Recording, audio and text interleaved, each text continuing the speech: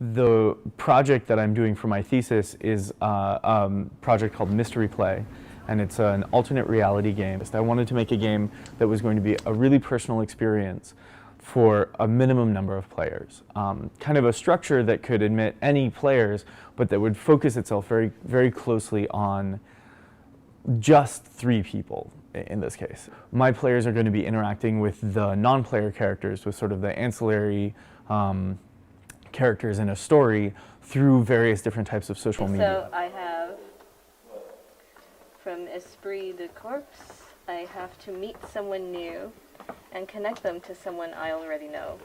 The meeting should be beneficial for both parties, and collect a token from each person and place it on my altar. Some of that will be public, some of that will be private, some of that will be available here, some of that will be personal only to the players.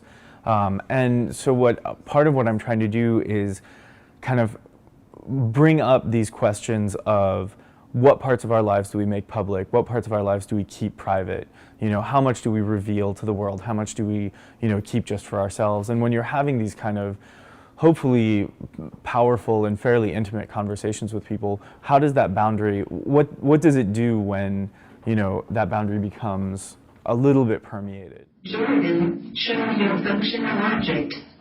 Rubber band harp.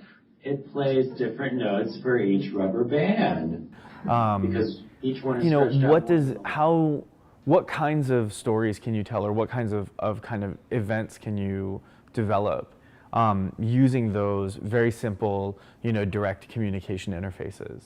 And I think that's something really powerful, because people are there's so much contact and there's so much communication between a person and sort of their informational ecology, all of the people that they talk to, all of the things that they read, all of the websites that they're familiar with. Find something you've never experienced before. It might be a familiar object in a new circumstance, or the thrill of an entirely new sensation. Bring it, or a symbol of it, back to your altar.